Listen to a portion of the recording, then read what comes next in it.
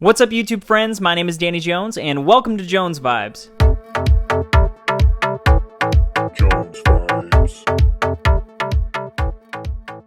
First and foremost, thank you so much for clicking on this video, and if you enjoy it, please go ahead and click that T-Rex button, like button, and then go ahead and hit subscribe as well as hit that notification bell. That'll keep you up to date when I make more content. And today I'm talking about Jurassic World Dominion. And if you haven't seen this movie, don't worry because this is a spoiler-free review. I mainly just want to chat about my initial reaction to this film as well as why I don't understand why people are so down on it. This might be a hot take, but I think they're wrong. And I'll start by saying that with this movie, you're getting what you're signing up for. It's Jurassic World, it's dinosaurs and adventure, and I don't know. I feel like for a lot of people out there, movie experiences can be based on this strange side of expectation. And believe me, I know because I've been there.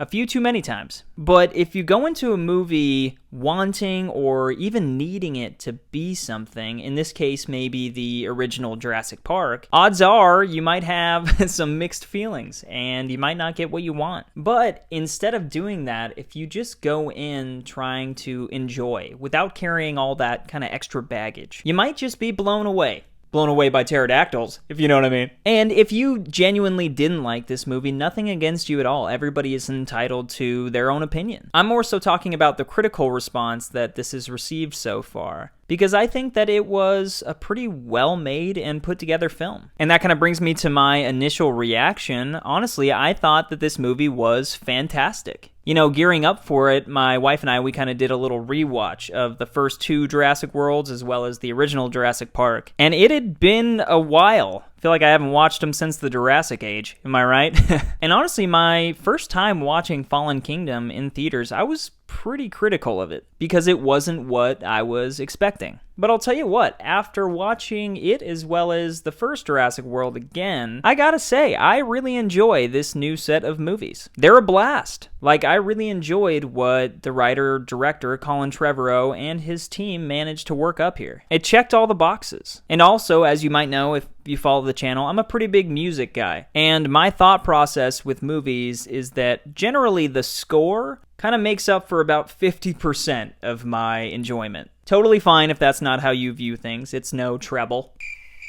But with that being said, Michael freaking Giacchino composed this score, and it's awesome. And I've talked a lot about him already on this, so I don't need to rave about him anymore. But it was so great, and so right there, that already exceeded my expectations. So I'm already giving this thing a 50%, even if this movie was terrible, which it totally wasn't. A big surprise to me was the writing. I was impressed. I thought it was humorous and emotional at times. I think that the problem a lot of people might have with it is that there's just a lot going on, especially with the genetics kind of subplot or even like main plot of this movie. But when you're getting to see legacy characters mixed with newer characters, it's hard not to have fun. And like I said, there was a lot going on, but for me, I enjoyed the script. It did a good enough job at making sense of all that. But let's talk about this cast, shall we? Because frankly, it rocks. Dominion brings back our original trio from 1993. And I'm sorry, I don't mean to be sappy here. I feel like I'm a fossil, I'm so old. But we have Sam Neill back as Alan Grant. We have the wonderful Laura Dern back as Ellie Sattler. And of course, the magnificent Mr.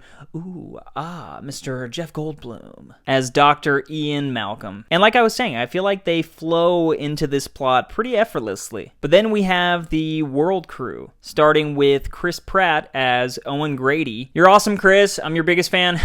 And then we have Bryce Dallas Howard, who's actually been directing a lot lately, but she's stepping out of the chair back into acting and returning as Claire Dearing. And then, introduced in Fallen Kingdom, we have Isabella Sermon, and she's playing Macy Lockwood. And in the last movie, we find, like, she goes to Camino, and there's this whole clone army, Wait, I'm getting that confused. We find out that she is a clone of her mother, and it's all a little confusing, but if you're looking for answers, you end up getting them in this film. And then we also have Blue, and he is played by a velociraptor. And then we have T-Rex, and he's played by T-Rex. And they gave really great performances. Get those Oscars ready, man. But also there are a few newcomers that were added into the film, and they did such a great job that I wanted to shout them out. We have DeWanda Wise, and she plays this really badass kind of pilot, and I mean, her dialogue and just her character, I really liked it. And then we have Mamoudou Athie playing Ramsey Cole, and if you don't know him, he's from that Netflix show Archive 81, which I guess Netflix canceled it after the first season, and I really liked it, and I thought he did great. But he is the right-hand man to Lewis Dodgson, who is played by Campbell Scott, and he is the head of Biosyn Genetics, which plays a pretty big part in this plot. Personally, I still think he is Richard Parker, and he's just undercover. And I think he should just go tell Peter that he's alive, and maybe in the movie this time, and not just in the deleted scenes. Oh, but then, of course, we practically couldn't have one of these films without B.D. Wong returning as Dr. Henry Wu. And it's always good to see B.D. But, you know, I did mention Colin Trevorrow earlier, and I think he deserves a lot of respect. He was carrying a lot on his shoulders with all three of these movies. I guess you always are when you're playing in this arena or park. The original Jurassic Park is just one of those iconic movies. You got Spielberg and John Williams, and lightning just struck, you know, and from that stemmed this massive franchise. And I'm most happy that he took this and didn't just do the same old kind of song and dance with it. There's a lot of moviegoers out there that probably just want to see dinosaurs eating people. And trust me, I'm here for the chomping too. And there was a lot of that. But I was happy with how much more there was to this trilogy. It kept me guessing. It was bold, to be honest. Bold yet familiar. Mainly because in this film, the OG cast is just so great. Alan Grant was quirky, but he's still kind of playing this hero that doesn't want to be a hero. Ellie Sattler is much more accomplished at this point, but she's still kind of dead set on doing the right thing, but she kind of just gets caught in the middle every time. And then, of course, I was just so happy to see Jeff Goldblum. He is so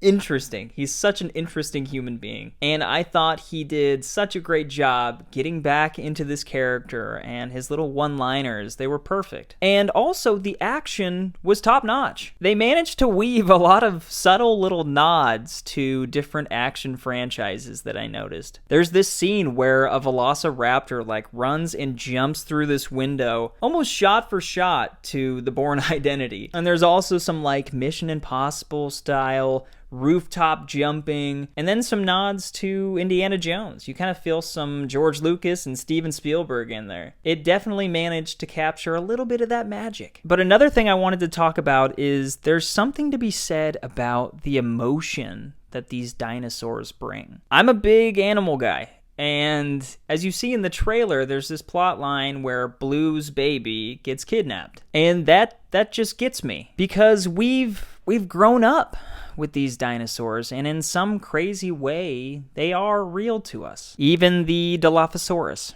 But you do grow attached to them, and that's why I think that the relationship between Owen and Blue is so unique. It's a really nice thread that flowed all the way through all three of these movies, and the original trilogy didn't really have anything like that. And I guess that kind of starts me, wrapping this up. I just want to say that, I'm a fan. I really am. With the Jurassic World movies, they managed to make the dinosaurs bigger and badder. They never took a back seat, but also the characters didn't take a back seat. Everything was included. We got to see a T-Rex, we got to see a Velociraptor, as well as a bunch of new crazy and scary dinosaurs that get your imagination going. I thought that Chris Pratt and Bryce Dallas Howard did a phenomenal job, as well as just everybody that worked on this last film. You can see how much was put into it, as well as how much care went into it. And I don't know why this is the lowest rated of the franchise, critically, that is. It just confuses me a bit, and I'm not saying that this is a masterpiece by any means. It definitely has its issues, but is that going to stop me from enjoying the hell out of it? No. I got to see a guy that was riding an electric scooter get eaten by a dinosaur. I got to see this James Bond-esque motorcycle chase with raptors. I mean, it was insane. What more could you want, really?